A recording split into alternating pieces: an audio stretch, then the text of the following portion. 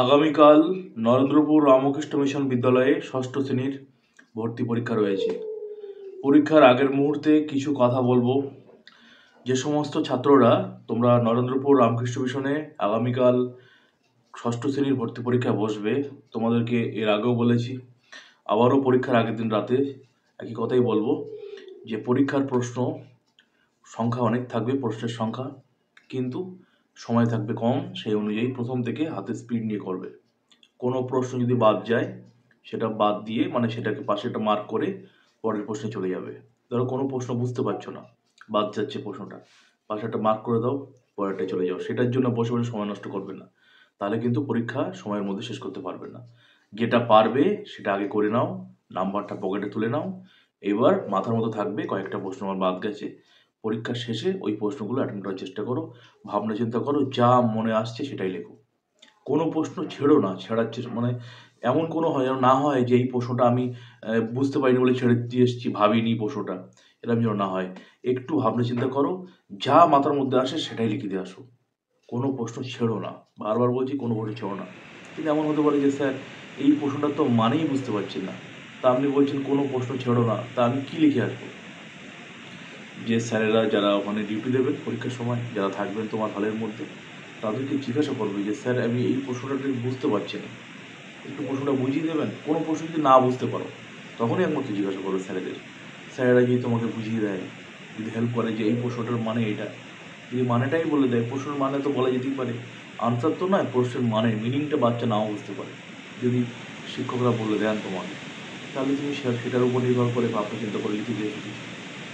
ঠিক আছে, চেষ্টা করবে কোনো প্রশ্ন যাতে না ছাড়া যায়, ঠিক।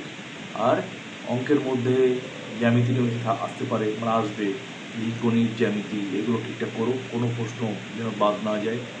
ইংলিশে, বাংলা যা যা রয়েছে ভালো করে পড়বে। সায়েন্স থেকে যদি কিছু প্রশ্ন আসে সেগুলো ঠিকঠাক লিখো, কোনো প্রশ্ন ছাড়বে না, প্রশ্ন সহজ হবে।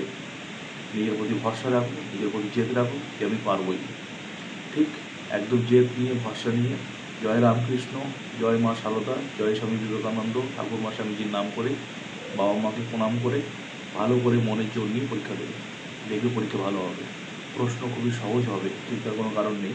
তুমি যদি লিখে আসতে পারো আর যদি মন দিয়ে খুব একাগ্র চিত্তে যদি পরীক্ষা দাও, তাহলে দেখবে সিলি মিস্টেক বা ছোটো ছোটো ভুল কোথাও হচ্ছে না, সব তোমরা ঠিকঠাক করে আসতে পারবে। তো কালকের যে পরীক্ষাটা আছে সবাই ভালো করে দেবে, ঠাকুরমা স্বামীজি, বাবা মাকে প্রণাম করে ভালো করে পরীক্ষা দিও, চিন্তা নেই, পরীক্ষা ভালো হবে, কোনো টেনশন নেই। প্রশ্নটা সব লিখে এসো, ভালো করে প্রশ্ন পড়বে, পড়ে তারপর উত্তর দেবে। রাফটাপগুলো পাশে যে রাফের যে নির্দিষ্ট জায়গা আছে সেখানে রাফটাপগুলো করো, এই হচ্ছে ব্যাপার। আর ইংলিশ এবং বাংলার ক্ষেত্রে বাংলা রচনা, বাক্য রচনা বা রচনা, ইংলিশেও তাই, ইংলিশে কোনো এসে আসলে বা মেক সেন্টেন্স আসলে খুব কঠিন লিখতে গিয়ে বানান ভুল করলে শূন্য পাবে, তার থেকে সহজ লেখো। বাংলা ব্যাকরণ, ইংলিশ গ্রামার যেন ঠিক থাকে, ছোটো ছোটো সেন্টেন্স লেখো, কিন্তু গ্রামারটা যেন ঠিক থাকে, তাহলে নাম্বার পাবে। ঠিক আছে, কঠিন লিখতে গিয়ে স্যার ক্লাসে বলেছে কঠিন কঠিন ভালো ভালো শব্দ ব্যবহার করতে, তাহলে কী হবে, লেখা সমৃদ্ধ হবে। তাই লিখতে গিয়ে যদি ভুল হয়ে যায় বানান, তাহলে তো শূন্য পাবে।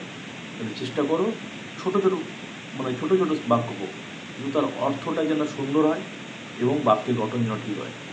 এইভাবে ভালো করে পরীক্ষা দাও, ঠিক আছে। ঠাকুরমা স্বামীজির আশীর্বাদ তোমাদের উপর রয়েছে, বাবা মাকে অবশ্যই প্রণাম করে তাদের আশীর্বাদ নেবে। বাবা মা হলো তোমাদের সবথেকে বড় দেবতা, আর হচ্ছে কিন্তু দেবী। পিতা হলো দেবতা, মা হলেন দেবী। কিন্তু মন্দির মসজিদে যেখানে যাও না কেন, বাবা মাকে যদি শ্রদ্ধা ভক্তি না করো, যদি না ভালোবাসো, তাহলে কিন্তু ভগবানের আশীর্বাদও তোমরা পাবে না।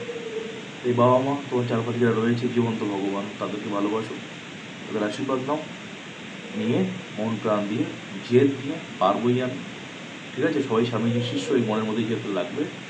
ভালো করে পরীক্ষা দাও, ভয় পাবে না, পরীক্ষা ভালো হবে, ঠিক। ভালো করে পরীক্ষা দেবে, পরীক্ষা দিয়ে এসে জানাবে কেমন হলো পরীক্ষা।